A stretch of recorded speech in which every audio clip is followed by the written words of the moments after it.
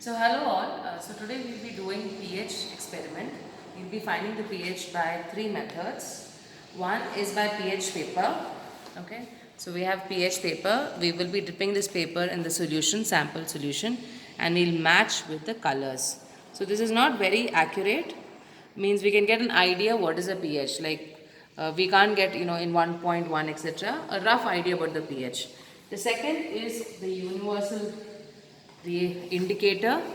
To the sample we will be adding 1 to 2 drops of universal indicator, and whatever is the color we will be comparing it here. Okay, the different colors are given, we will be comparing it here. It starts from 4 to 11, so it can't take very acidic solution or very basic solution. And the third one is your pH meter. So when your pH meter, you have an electrode. So we will be filling the sample solution in the electrode. And before doing that, we need to calibrate it. So we'll be calibrating it with known pH of 4 and known pH of 9.2. Okay, so first I'll take my pH paper. Okay, this side. So I've got two sample solution. I've got two sample solution. So I'll pour the first sample.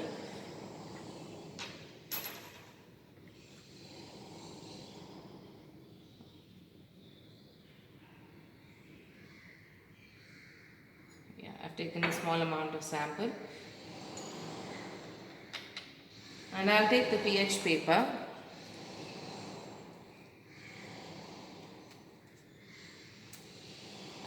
And dip it inside the solution.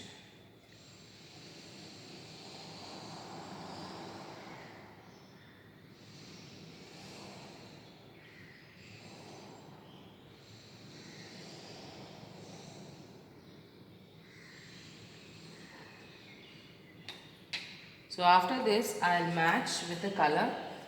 The color you see, no? See, match with the color. So it is not acidic.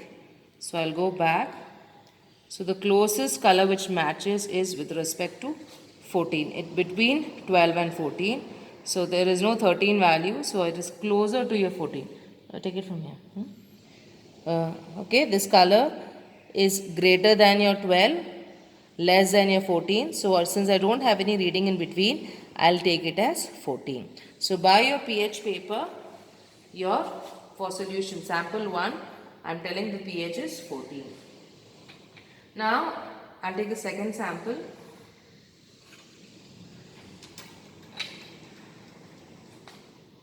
I'm keeping it here so that I can add the indicator to know by the second method.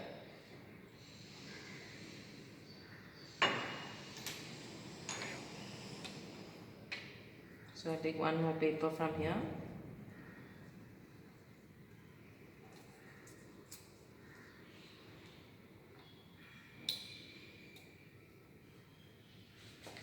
Make sure the paper is completely immersed. It's not just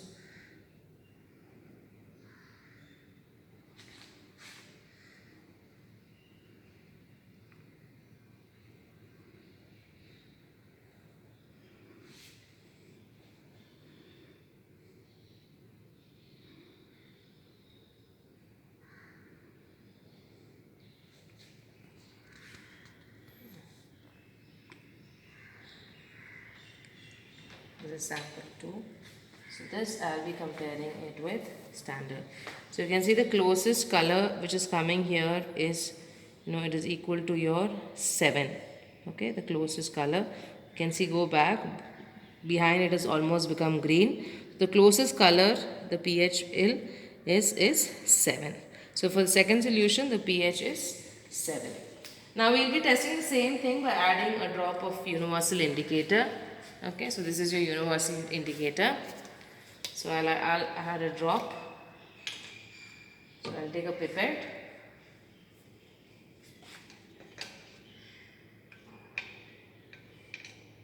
It will work now. Should I use this? He's coming, drop. Yeah.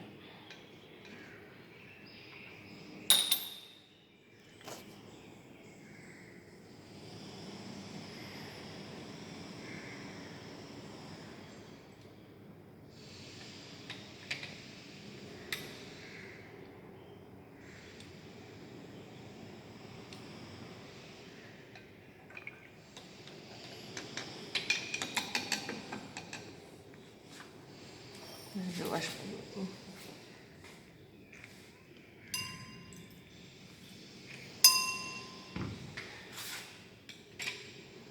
So this is my first sample. I'll mix it well and I'll then compare it to the color of your universal indicator.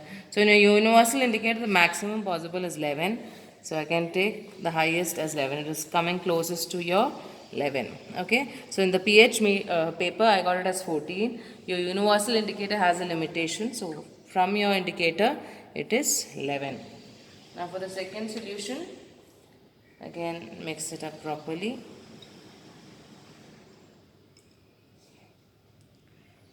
Okay. So the second solution, the closest color it comes is 6.5. Okay. Your 7 is blue, your 6.5 is a green solution. So the color, the pH according to your universal indicator is 6.5. Okay. Now the third most accurate method of measuring your pH is through your pH meter. So for using the pH meter, first you need to calibrate it. You will be calibrating it with a known solution of pH 4 and pH 9.2. We can also, there's a third calibration by pH 7, but since we are taking the two extreme value, 2 is enough. Now for calibration, the first calibration, we bring the camera here, sir. For the first calibration, we change. Once we immerse the electrode, we can change it at the back, and if it has reached the limit, we can change. You can see a standardized button here. We can change it at the front. The second solution, this change is done in the front itself. So here you can see I can measure the pH up to 2 decimals. Okay, so I can get 8.01, 8.02. It's a most accurate way of measuring your pH. The other two had limitation. I used to get only whole numbers, whereas here I can get up to 2 decimals. So this is my electrode. Okay, it's a glass electrode.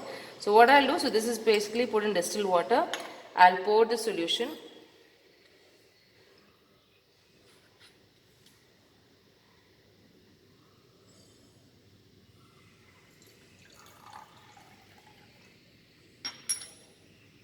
This is pH 4.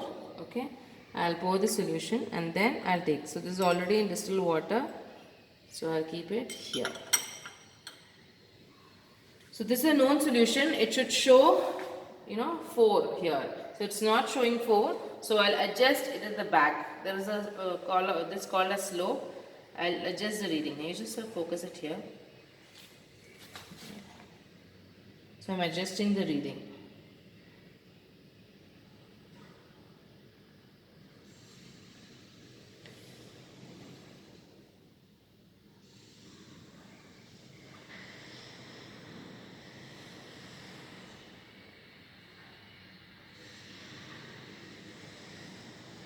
Yeah.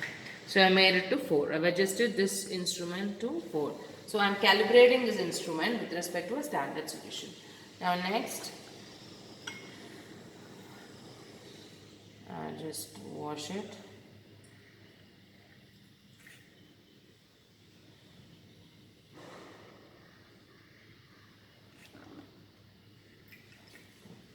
Now I'll take my next solution, that is, so this is pH 4.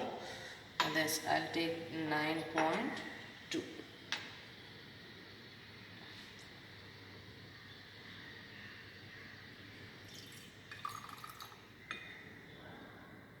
Okay.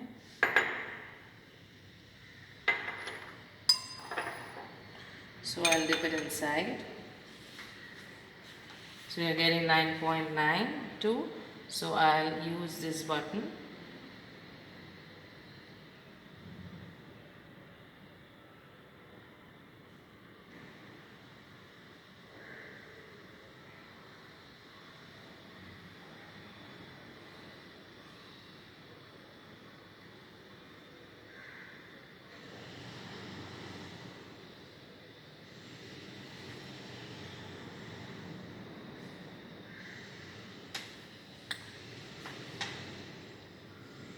So this I made it to 9.2. Now after this the calibration part is over. Next you just keep taking the sample, immersing it and taking down the reading. So I am just keeping this.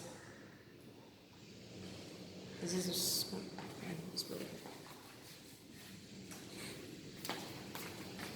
So I am taking the first sample.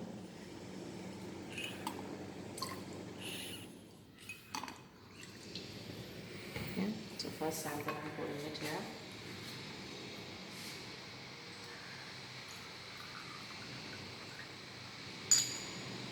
I'll put the second sample also. So here, so this is 9.2. So again I'll just wash it in your distilled water. So it's always compulsory to wash it before you. And then only this thing, I'll just keep it here and calculate my pH. So according to your pH meter,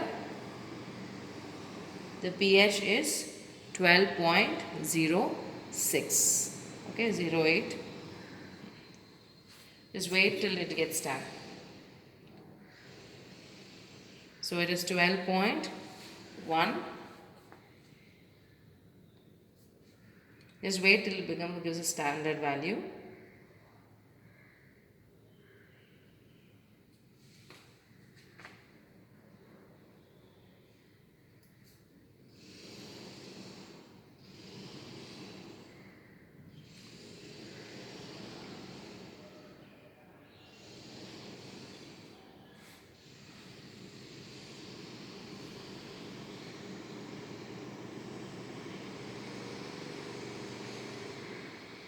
So I'll take it as 12.2 pH. So for the first sample, the pH is 12.2. Now I'll put back in the distilled water. Okay. Discard the solution. And then take the second sample.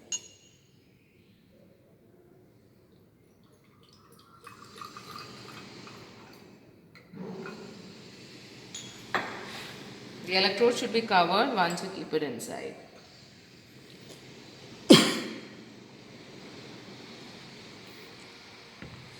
Till here it should be covered.